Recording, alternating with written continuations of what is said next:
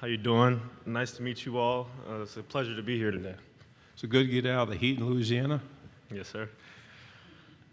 Okay, we'll open for questions. We'll start here on the front row, and then we'll go to the second row. Josh, just what's it mean to you to be in the position you're in? You grow up a big LSU fan. You go to LSU. When you had offers from other schools, you kind of took a chance, bet on yourself to get to this point, and now going into the season and the spot you're in, just what's the emotions like for you? It means everything in the world for me to be here in this spot that I'm in. Coming into LSU as a walk-on and seeing the guys that participated in the SEC media days and what they meant for the team and what they meant to the coaching staff, just to be in the position I am now, it just feels amazing. Second row on the left. Hey, Josh, KCOU 88.1 FM Columbia. Coach Kelly talked right before you. He said, if you can't run the ball, you may as well make your way to the concession stand, go home. Against Georgia in that SEC championship, 2.5 yards per carry. What do you have to do, and what does your offensive line have to do to make sure that you guys can run the ball in a game where you're playing against a team like Georgia, a national championship caliber team? I believe that we just have to go back to the drawing board and just take it day by day. I think that staying consistent in practices and going hard every single day will eventually and ultimately take that away. Right side, third row. Corey Curtis from News 2 here in Nashville. Welcome to town. Commissioner Sankey talked today about there needing to be some congressional oversight to create one unified message on NIL, kind of to simplify the process for everyone involved. How much do you think that would help players as they look to make the move into college football? I think it'll be a great opportunity for players, not only because it'll give them more opportunities to focus on football alone, and the NIL deal will kind of take more of a back burner, and we wouldn't have to give as much energy to it. Left side, second row. Chris Farblin, KCOU 81 FM. Josh, you were one of the few players that still has a connection to that 2019 national championship team.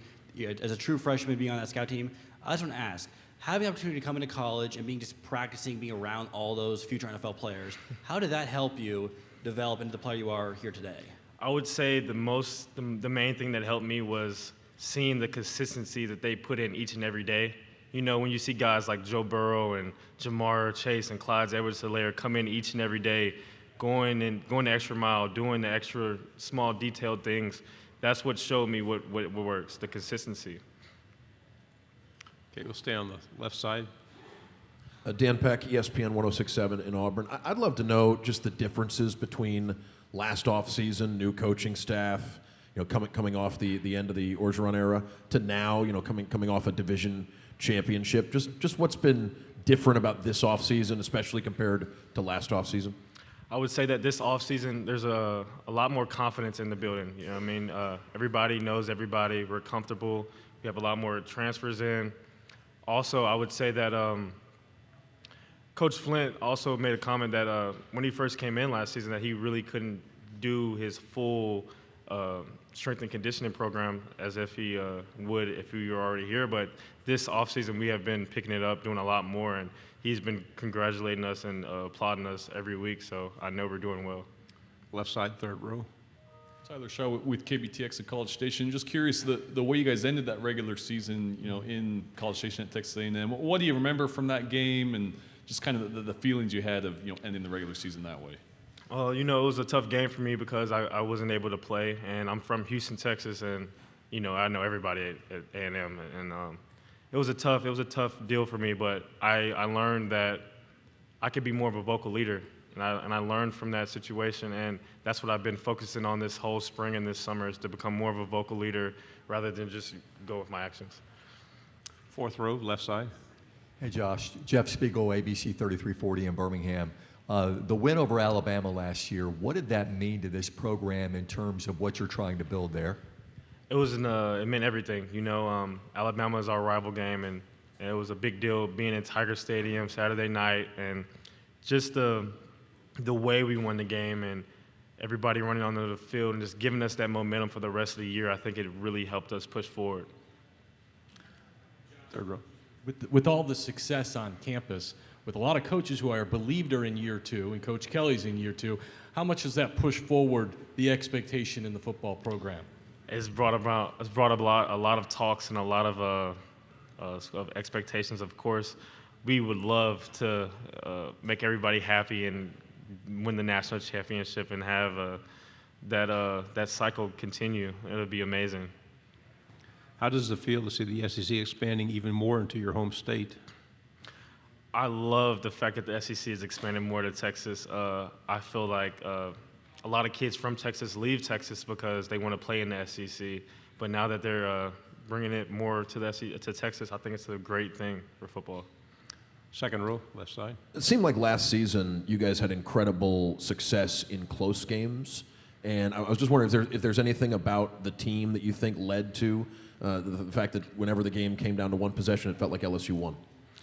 I believe that the guys in our locker room, we're very tight-knit, and we don't take losing lightly. We're very competitive, even in practice, or it could be a bag toss. Everybody on the team is very competitive, and when we're in a close, tight game and you have your head coach, Coach Kelly, pouring his heart out into you, telling you to give it your all, we just go out there and give it our all, and we just throw our hearts against the line for the win.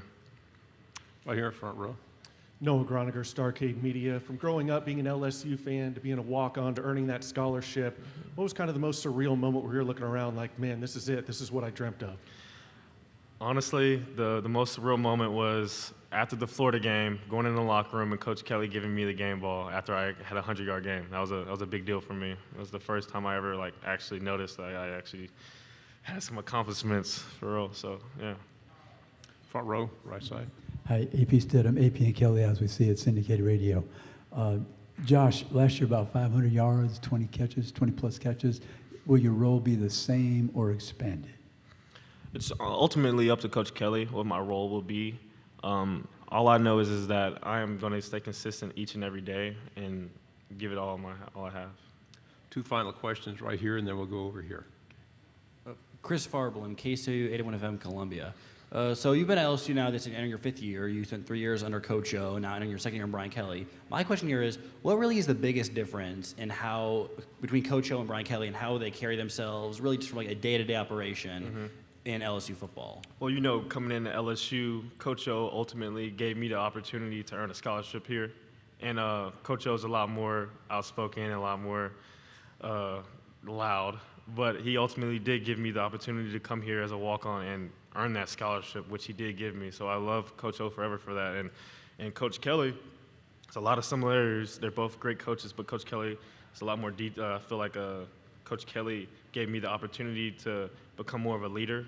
He gave me the opportunity to actually start in a game. And not only that, but I feel like Coach Kelly has helped me become more into my own as a man, as a confident person. So they're both great day to day. I mean, I wouldn't ask for any other coaches. Final question. left It's side. Corey Curtis again. And last, I just want to ask you about the conference this year. The fact that how strange is it not to be playing for the SEC West title? I mean, you got 14 playing for one spot. I actually think it's pretty different, but I mean, I'm excited for it. I mean, I'm just excited for the future. I think that it'll be good for the SEC in the years to come.